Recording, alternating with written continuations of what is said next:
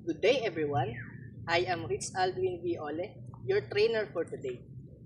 And today, I am going to demonstrate on how to prepare your car before starting in a manual transmission engine. Preparing your car before starting the engine plays a vital role in ensuring safety, prolonging vehicle lifespan, and efficient operation. This preparation prevents accidents from unexpected car movement, protects critical components like the clutch and the transmissions from damage, and allows for early detection of potential issues, and these checks lead to a smoother driving experience and help avoid costly repairs.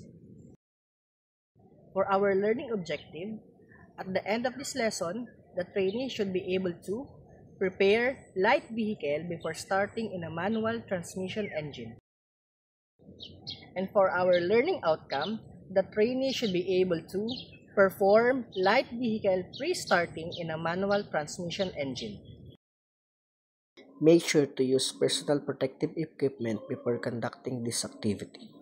The PPEs are white polo shirt, maong pants, and rubber shoes.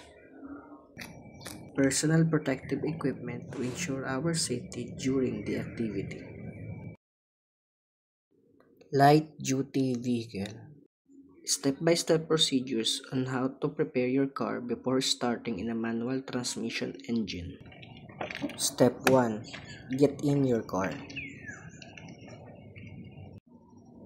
Adjust your seats.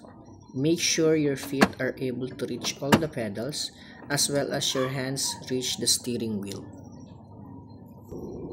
Step 2. Adjust your rear and side view mirrors according to your preference. Refer to your vehicle's manual for the location of the adjustment of your car's side and rear view mirrors. Step 3. Check your dashboard panel for any obstruction. Remove unnecessary objects that may compromise your vision inside the car. Step 4. Put on your seatbelt.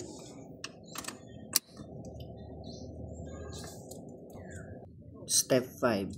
Check the gear shifter if it is in neutral position by moving it left to right. After ensuring that the car's gear shifter lever is in neutral position, the vehicle is secure and ready to start the engine. For your activity, perform the procedure on how to prepare your car before starting in a manual transmission engine.